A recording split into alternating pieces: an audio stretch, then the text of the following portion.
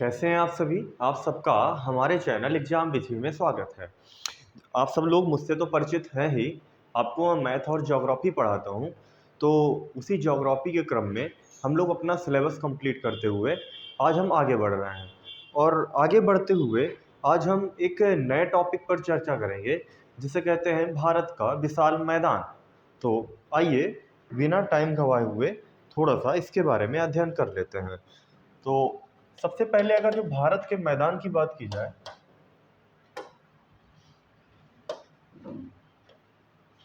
भारत के मैदान, जब हम भारत के मैदानों की बात करते हैं तो इनको हम दो पार्टों में डिवाइड करके पढ़ेंगे। एक उत्तर भारत का विशाल मैदान और एक तटीय मैदान। किस प्रकार से पढ़ने वाले हैं, एक उत्तर भारत का विशाल मैदान और एक तटीय मैदान। तो देखेंगे, सबसे पहले हमें पढ़ना है उत्तर भारत के विशाल मैदान के बारे में। विशाल मैदान, फिर इसके बाद हम पढ़ेंगे तटीय मैदानों के बारे में। ठीक है, इस प्रकार से हम इसका अध्ययन करने वाले हैं। अच्छा, मैदान होता क्या है तो ये सब बताने वाली बात है नहीं, इनको लिखाऊंगा नहीं, बस नॉर्मली समझ लीजिए। एक समतल भूमि मैदान कहलाती है। कैसी भूमि? समतल भूमि मैदान कहलाती है। अच्छा, तो जब मैदान की बात करते हैं तो इसको थोड़ा सा और आगे समझेंगे कि किस प्रकार से इसको पढ़ना है हमको।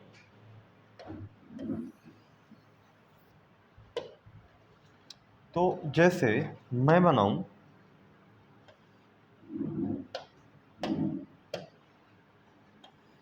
अपने भारत का मैप।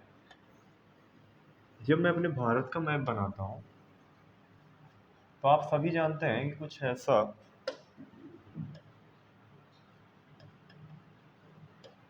ऐसा कुछ अपना भारत का नक्शा है, कुछ मिलता जुलता। जब इसकी बात करेंगे सर, तो इसमें यह जो आपका पार्ट है ना, इधर का, कौन सा? यह पार्ट, ये आपका सॉरी, उत्तर भारत का मैदान कहलाता है। कौन सा? ये सारा पार्ट आपका उत्तर भारत का मैदान कहलाता है। अब उत्तर भारत का मैदान कुछ इस प्रकार से बना है कि इनको दो प्रकार की नदी तंत्र मिलकर के बनाते हैं। कौन कौन से नदी तंत्र? तो आप हेडिंग डालिए, उत्तर भारत के मैदान में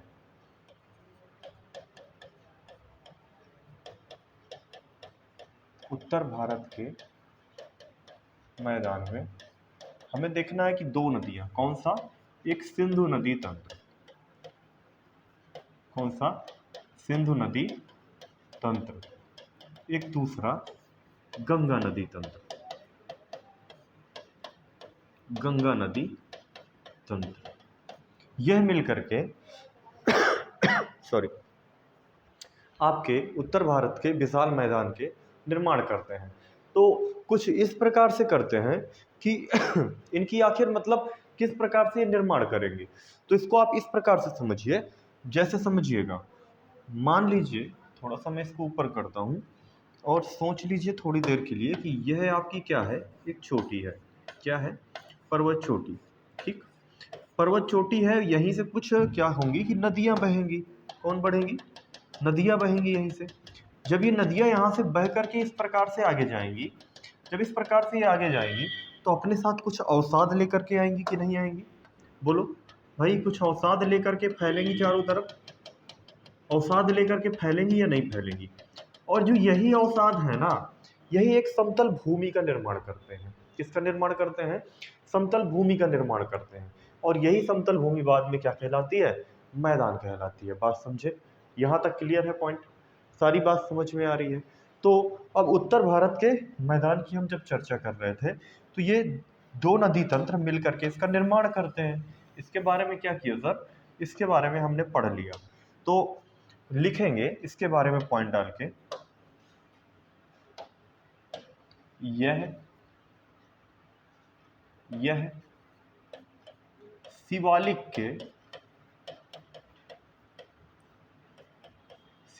के गिरपाद गिरिपाद पर स्थित है। अब मैंने ये क्या बोला, स्थित है। ये मैंने क्या चीज़ बताई सर? तो आप सभी जानते हैं कि यह जो रेंज है ये शिवालिक की रेंज है, हिमालय की सबसे दक्षिणी रेंज, सॉरी हाँ, दक्षिणी रेंज कौन सी है? शिवालिक की रेंज है। और जो ये शिवालिक की रेंज है ये, अब शिवालिक क्या है? पर्वत श्रृंखला है पूरी। अब पर्वत श्रृंखला के नीचे का पार्ट, पैरों का पार्ट है। गिरि माने होता है सर पर्वत, गिर माने क्या होता है? गिर माने होता है सर पर्वत, और पाद मतलब होता है आपका पैर। ये तक क्लियर? तो पर्वत के पैर में मतलब पर्वत के नीचे ये मैदान पूरा बना हुआ है। यहां तक क्लियर है? अब इसके बारे में एक नेक्स्ट पॉइंट डाल के लिखेंगे,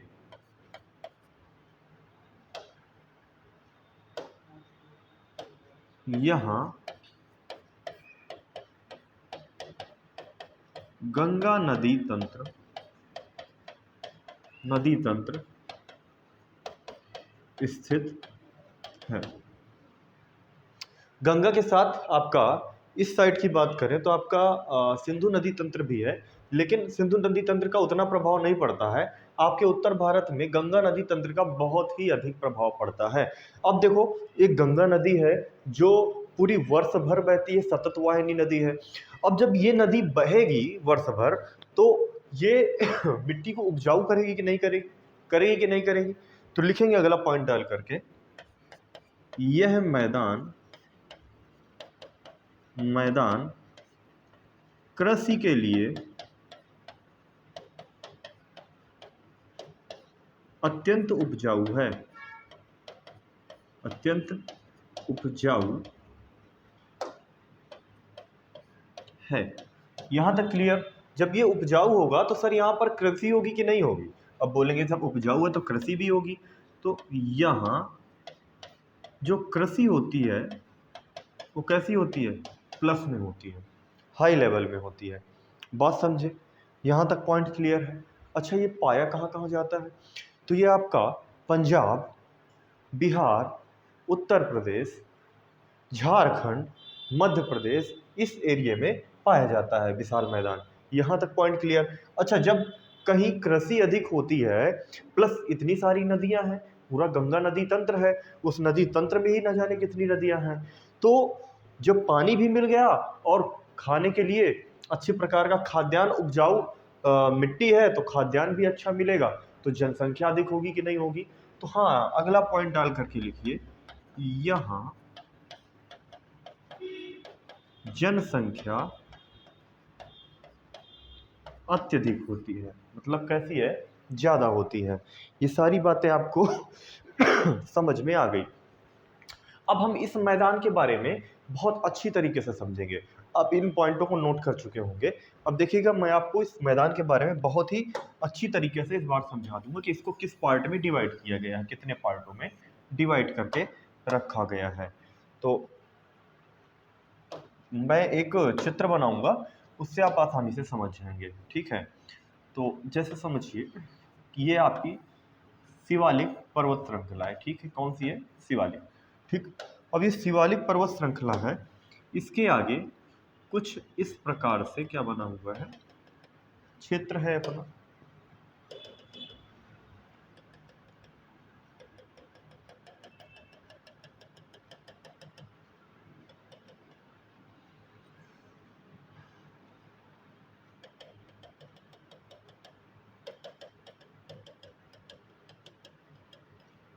समझना, देखो अब क्या हुआ कि सर यहाँ से नदियां आई और पानी बरसाने लगी, मतलब पानी आने लगा नदियों के साथ। पानी आएगा सर, पानी बहता हुआ इस प्रकार से आगे बढ़ेगा और ऐसा कुछ बढ़ता हुआ आगे चला जाएगा। सॉरी, इस प्रकार से आगे बढ़ता हुआ जाएगा पानी और इस प्रकार से आपका चला जाएगा बंगाल की खाड़ी में। आप समझिएगा बात को। ये था आपका शिवालिक। क्या था सर? इसे बोला हमने शिवालिक। ठीक।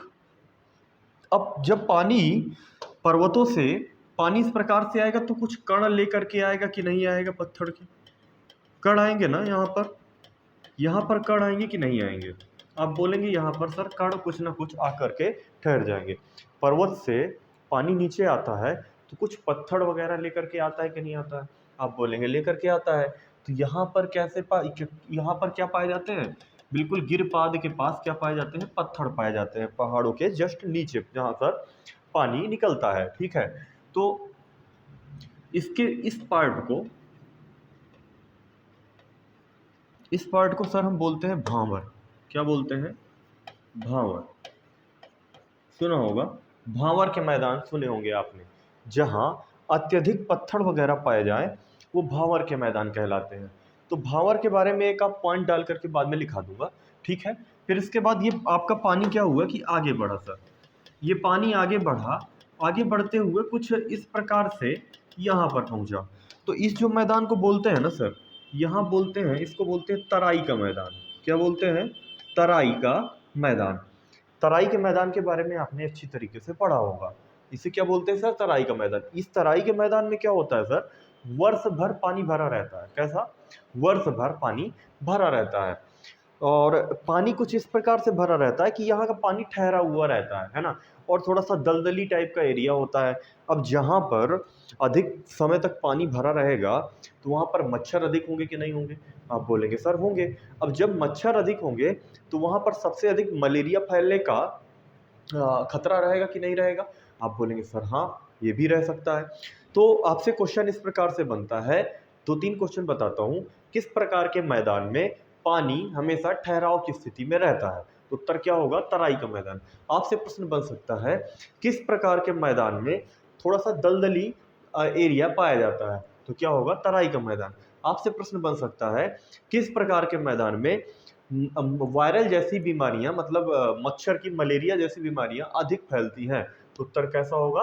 तराई के मैदान में। बात समझे यहाँ तक? ठीक है। अब इसके बाद सर, अगर आपका मैदान में थोड़ा सा ऊंचाई आई, क्या आई सर? ऊंचाई आई। जब ऊंचाई आएगी तो क्या यहाँ पर सर पानी पहुंच पाएगा? आप बोलेंगे नदियों का पानी सर यहाँ पर पहुंचेगा ही नहीं ऊंचाई में। बात समझ रहे हो ना? ऊंचाई वाले एरिया में क्या नदियों का पानी पहुंचता है? आप बोलेंगे सर नहीं पहुंचता है। तो यहाँ की भूमि क्या उपजाऊ रह जाएगी? आप बोलेंगे यहाँ की भूमि नहीं उपजाऊ रहेगी। क्यों? क्योंकि नदियां जो होती है अपने साथ कुछ पोषक तत्व लेकर के आती है जो मिट्टी को बहुत ही उपजाऊ बना देती है। ठीक, तो जब यहाँ पर बाढ़ आई ही नहीं, यहाँ पर पानी कभी आया ही नहीं, वर्षों से यहाँ पर पानी नहीं आ रहा है, तो ये बंजर सी भूमि हो जाएगी। जब ये बंजर सी भूमि हो जाएगी तो इस प्रकार के मैदान को सर बोलते हैं बांगर का मैदान। क्या बोलते हैं? बांगर का मैदान। ये पॉइंट समझ में आया कि नहीं समझ में आया? बांगर का मैदान। ठीक, अब इसके बाद जहां पर वर्ष भर पानी तो नहीं, लेकिन बाढ़ के समय पानी आता है और नदियां जो है बहती रहती है, थोड़ा सा ढलान का एरिया है। तो जब ढलान का एरिया है तो उस पार्ट को क्या बोलते हैं? उसको बोलते हैं सर खादर का मैदान। क्या बोलते हैं? खादर का मैदान। यहां तक बात समझे? समझे कि नहीं समझे? बोलो भाई। खादर का मैदान समझे? ये जो खादर का मैदान होता है ना, ये सर उपजाऊ अधिक होता है। क्या होता है? उपजाऊ क्या होता है? अधिक होता है। बात समझे? उपजाऊ ज्यादा होता है।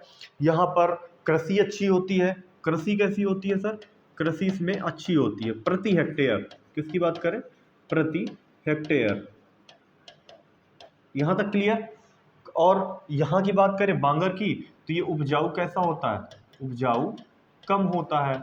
उपजाऊ कम होता है तो कृषि भी नहीं होती है। तो कृषि भी कैसी होती है? कम होती है, बहुत कम हो पाती है ना? अच्छी लाभ नहीं मिल पाता है। तराई के मैदान में मैंने बताया थोड़ा सा पानी ठहराव की स्थिति में होता है। कहाँ से? ठहराव की स्थिति में रहता है। अब मलेरिया फैलने के क्या होते हैं? चांसेस अधिक होते हैं। यहाँ तक क्लियर है? अब ये तराई का जो क्षेत्र है वो पता है कहाँ पाया जाता है? ये आपका पाया जाता है नेपाल बॉर्डर के पास। नेपाल बॉर्डर के पास। यहाँ तक क्लियर?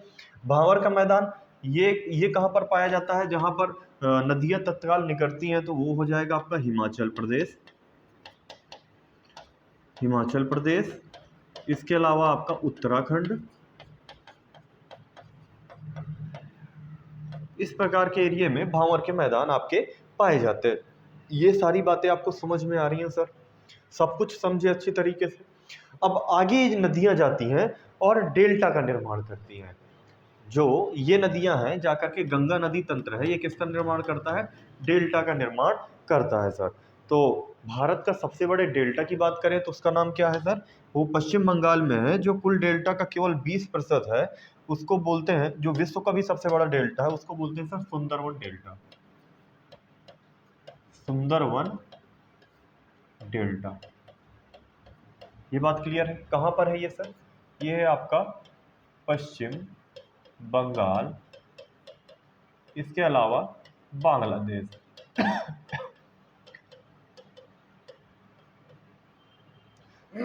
बांग्लादेश, ठीक है। यहां तक सारी बातें समझ में आ गई कि नहीं आ गई? बोलो भाई। मैंने एक चित्र के माध्यम से आपको बहुत ही अच्छी तरीके से समझाया सर। सारे मैदानों के बारे में अच्छी तरीके से लिखा दिया है और आप समझ भी गए होंगे, ठीक है। तो इसके बारे में कुछ लिखना चाहोगे एक एक हेडिंग डाल करके? तो लिख लो फिर। हेडिंग डाल के लिखो भावर के मैदान। इसको मैं थोड़ा किनारे कर देता हूँ और यहाँ पर लिखाऊंगा। यहाँ से आपको क्या होगा कि समझ में आता रहेगा, ठीक है। हम क्या करेंगे कि प्रयास करेंगे कि इतने में हम सब कुछ लिख लें। तो हेडिंग डाल के लिखिए भावर के मैदान से। भावर के मैदान। तो लिखो यह नदियों के प्रारंभिक क्षेत्र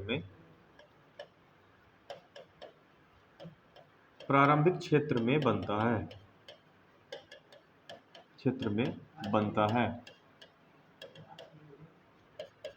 इसमें पत्थरों की अधिकता होती है। पत्थरों की अधिकता होती है। क्लियर है सर ये पॉइंट? एक बार लिखिए, जब इसमें पत्थर अधिक होंगे तो उपजाऊ नहीं रहेगा। तो यह अपेक्षाकृत कम उपजाऊ होता है।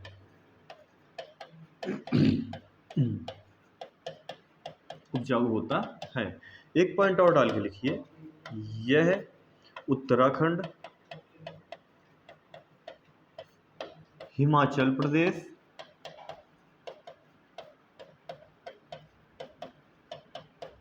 जैसे राज्यों में पाए जाते हैं। अब आपसे भांवर के मैदान के विषय में कभी कोई प्रश्न आएगा तो क्या कभी गलत होगा? आप बोलेंगे सर कभी भी गलत नहीं होगा, क्योंकि वो आपने चित्र के माध्यम से बहुत अच्छी तरीके से समझ लिया है सर। बात समझ रहे हो ना? तो चलो फिर अब इसको मैं मिटा दूं सर। अब लिखाऊं मैं आगे का, तो आगे लिखो तराई का मैदान।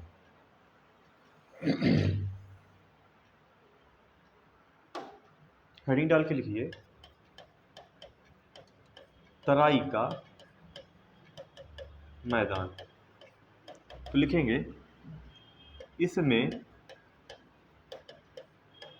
पानी ठहराव की स्थिति में होता है, ठीक है। ठहराव की स्थिति में होता है। अब जब पानी ठहराव की स्थिति में होगा तो क्या होगा? मच्छर के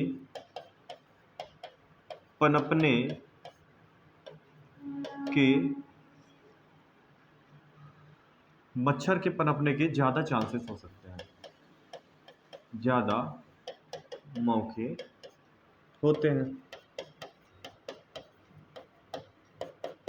मलेरिया, डेंगू जैसी बीमारियां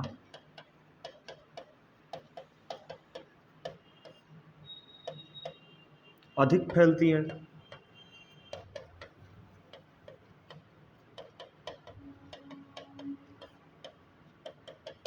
एक पॉइंट और डाल के लिखिए, हाँ, यह नेपाल सीमा के आसपास, नेपाल सीमा के आसपास, समझ रहे हो ना कहाँ? नेपाल सीमा के आसपास मतलब उत्तर प्रदेश और बिहार, ठीक है, पाए जाते हैं, पाए जाते हैं। क्लियर है? उत्तर प्रदेश में आप जानते होंगे गोरखपुर, देवरिया, महाराजगंज, कुशीनगर, ये जो एरिया है ना, ये तराई के क्षेत्र है, समझ रहे हो ना? तो वहां पर इस प्रकार के मैदान आपके पाए जाते हैं, तराई के मैदान। तो तराई के मैदान से संबंधित जो भी प्रश्न बन सकते थे सर, मैंने सारे आपको बता दिए। अब बात करते हैं सर हम बांगर मैदान की। किसकी बात करते हैं? बांगर मैदान की। अगला पॉइंट डाल करके लिखिए बांगर मैदान। नहीं मिटा क्या ये?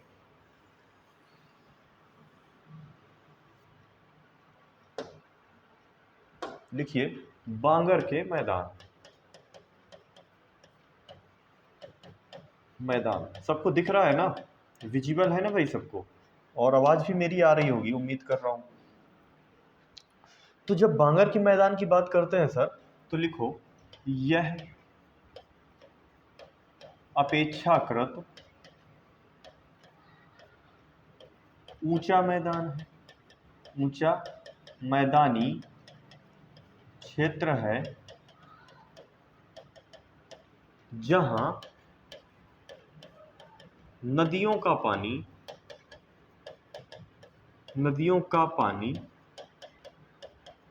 नहीं पहुंच पाता है, नहीं पहुंच पाता है। क्लियर है ये बात? यहां तक समझ में आई सारी बात आपको? अब नेक्स्ट पॉइंट डाल करके लिखिए सर बांगर के मैदान के विषय में। अब जब यहां पर नदियों का अर्थात बाढ़ का पानी नहीं पहुंचेगा तो क्या ये उपजाऊ रहेगी मिट्टी? तो लिखे अगला पॉइंट डाल करके, यहां की मिट्टी उपजाऊ नहीं होती है सर, नहीं होती। अब अगला पॉइंट डाल करके लिखिए, जब यहाँ की मिट्टी उपजाऊ नहीं होगी तो कृषि भी नहीं होगी। यहाँ अपेक्षाकृत कृषि कम होती है, कम होती है। सारे पॉइंट समझ में आ गए आपको? सर बांगर के मैदान से संबंधित सारे पॉइंट आप सब लोग समझ गए? ठीक है, उपजाऊ नहीं रहता है यहाँ का क्षेत्र क्योंकि यहाँ पर पानी बहुत कम पाया जाता है, समझ रहे हो? यहाँ के लोग जो है ना सिर्फ बारिश के पानी पर निर्भर रहते हैं, ठीक है? तो आपने बांगर का मैदान भी अच्छी तरीके से समझ लिया है। अब बात करते हैं खादर के मैदान की। खादर का मैदान वह मैदान जो सबसे ज़्यादा उपजाऊ है, सबसे ज़्यादा कृषि वहीं बनाई जाती है, और इसके अलावा जब कृषि होगी तो जनसंख्या भी तो ज़्यादा होगी सर उसी क्षेत्र में। तो यहाँ की ज़मीन भी ना बहुत ही ज़्यादा महंगी पाई जाती है, समझ रहे हो? तो लिखो अगला पॉइंट डालकर। भाई अंग्रेजों को भी इसी बात का तो दुख था कि भारत देश का सब कुछ लूट करके ले गए वो, लेकिन पता है उनका बस नहीं चल पाया, नहीं तो वो यहाँ की मिट्टी भी ले जाते। कहते हैं इतनी उपजाऊ मिट्टी कहीं पाई ही नहीं जाती है। और उपजाऊ क्यों है? क्योंकि माँ गंगा का आशीर्वाद है हम लोगों के साथ, है ना? और ऐसे क्षेत्र में हम लोग का जन्म हुआ है जहाँ पर सभी देवता भी जन्मे हैं। तो लिखेंगे अगला पॉइंट डाल करके सर आप खादर का मैदान, खादर का मैदान। तो खादर के मैदान में पॉइंट डाल करके लिखिए यह अपेक्षाकृत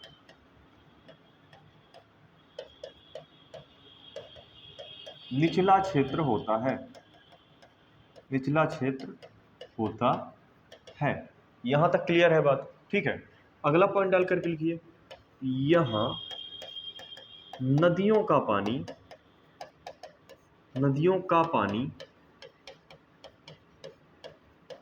पहुंच जाता है, ठीक? यह उपजाऊ क्षेत्र होता है, क्षेत्र होता है।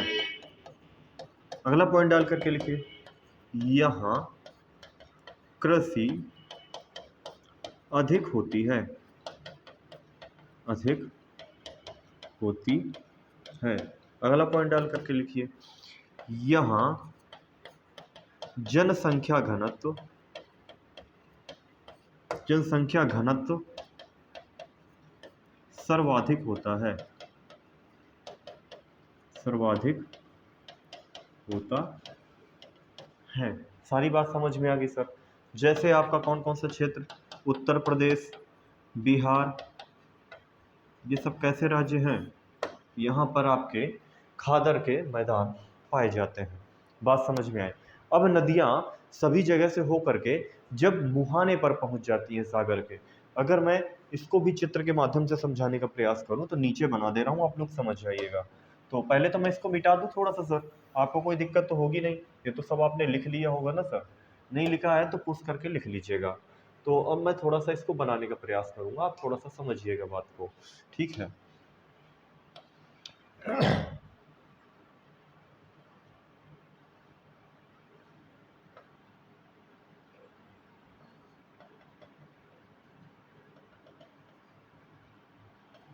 देखो, ये आपका पश्चिम बंगाल का पार्ट है, बात समझना। ये जो इधर का क्षेत्र है आपका, ये पश्चिम बंगाल का क्षेत्र है, और ये जो है आपका, ये बांग्लादेश है। क्या है सर? बांग्लादेश। अब नदियां आती हैं, यहां से एक ब्रह्मपुत्र नदी करके इधर चली गई, ठीक।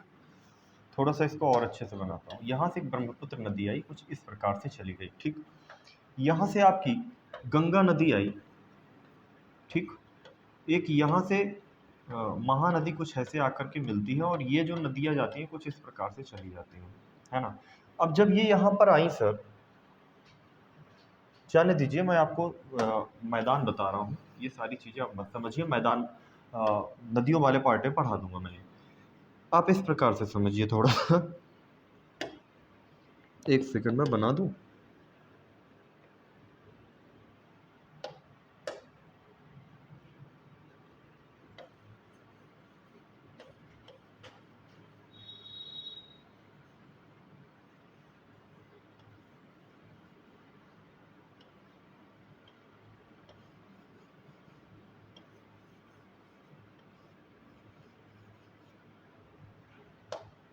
यह जो है सर,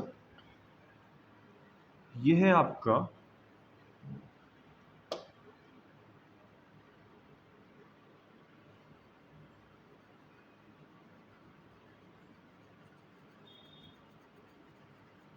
समझिएगा बात को।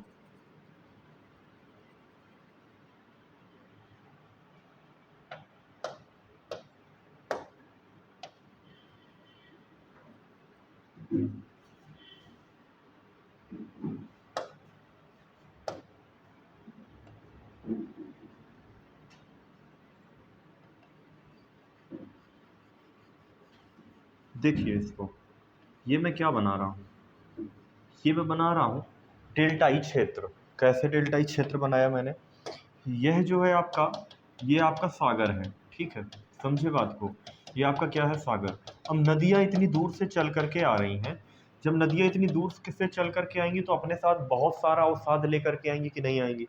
अब जब बहुत सारा अवसाद लेकर के आएंगी, तो जब ये मुहाने में पहुंचती हैं सागर के, अर्थात बंगाल की खाड़ी के पास पहुंचती हैं, तो इस प्रकार से डेल्टा का निर्माण करती है। किसका निर्माण करती है? डेल्टा का निर्माण करती है। अब ये सर डेल्टा क्या है, आप इसको ऐसे समझिए कि नदियाँ कई भागों में विभक्त हो जाती हैं, कई भागों में विभक्त हो जाती हैं, और जो अवसाद लेकर के आती हैं वो अपना मुहाने पर छोड़ देती हैं, और यही अवसाद कुछ दिन बाद एक स्थल का काम करने लगता है, और नदियाँ कई वैतरणी नदियों में मतलब विभक्त हो जाती हैं, कई धाराओं में बह जाती हैं।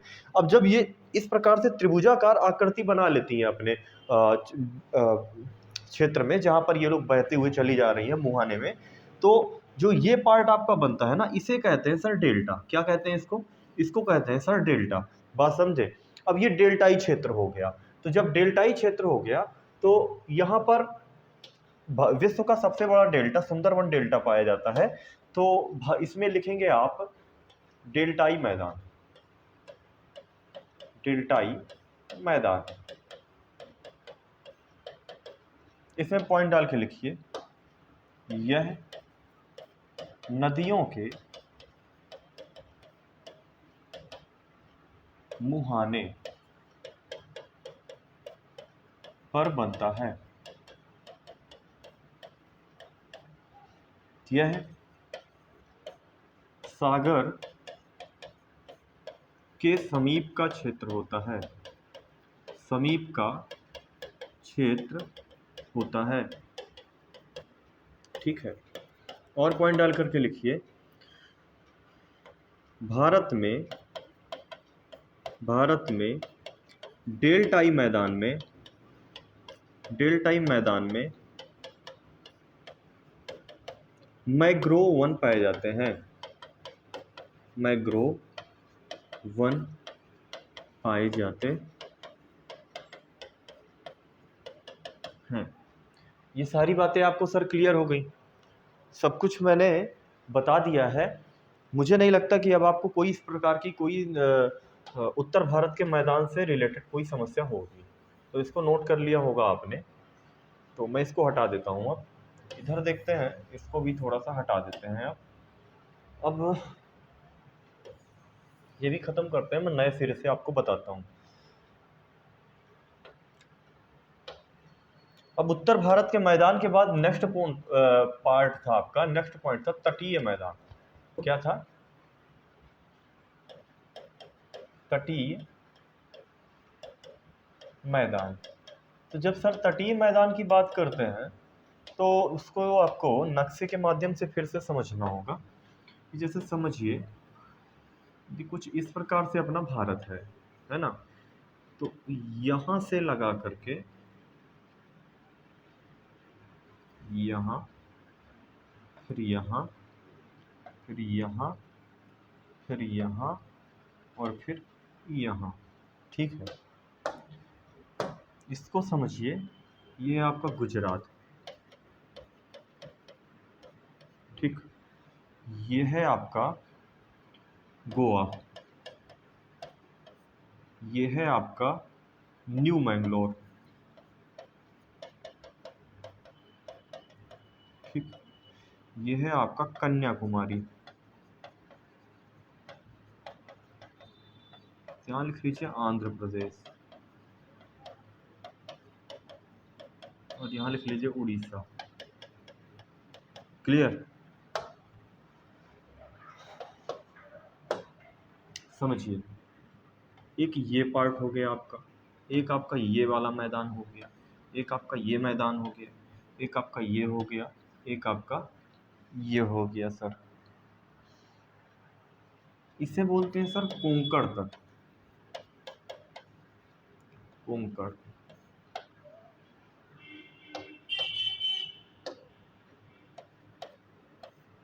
ठीक है, इसे बोलते हैं सर कन्नड़ तट।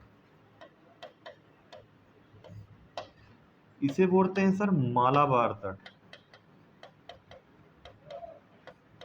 इसे बोलते हैं सर कोरोमंडल तट।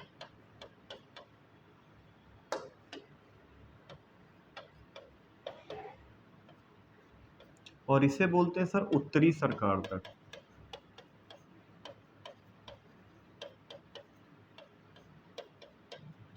क्लियर? मैंने कौन कौन से तट बताए? गुजरात से गोवा तक के कोंकण तट, गोवा से न्यू मंगलोर तक कन्नड़ तट, न्यू मंगलोर से कन्याकुमारी तक मालाबार तट। अब देखो, आंध्र प्रदेश से कन्याकुमारी के बीच में कोरोमंडल, और उड़ीसा से आंध्र प्रदेश के बीच उत्तरी सरकार तट। और यही क्या है? मैदानी भाग है इसके। तो आपने तटीय मैदान के सारा विभाजन अच्छी तरीके से पढ़ लिया। इसी प्रकार से आपने उत्तरी मैदानों के बारे में सारी जानकारी प्राप्त कर ली। इससे रिलेटेड जो भी प्रश्न आपके बनते हैं, जीडी से संबंधित, सभी स्टेट एग्जाम से संबंधित, एसएससी के सारे एग्जामों से संबंधित जो भी तटीय मैदानों से, ज्योग्राफी से प्रश्न बनते थे, एक एक प्रश्न मैंने करा दिया है। अब बताइए कैसा लगा आपको? क्लास अच्छी लगी या नहीं लगी? अगर अच्छी लगी हो तो लाइक जरूर करिएगा, चैनल को सब्सक्राइब कीजिए, शेयर कीजिए। इसी प्रकार से हम लोगों को प्यार देते रहिए। सभी दोस्तों को जय हिंद, जय भारत।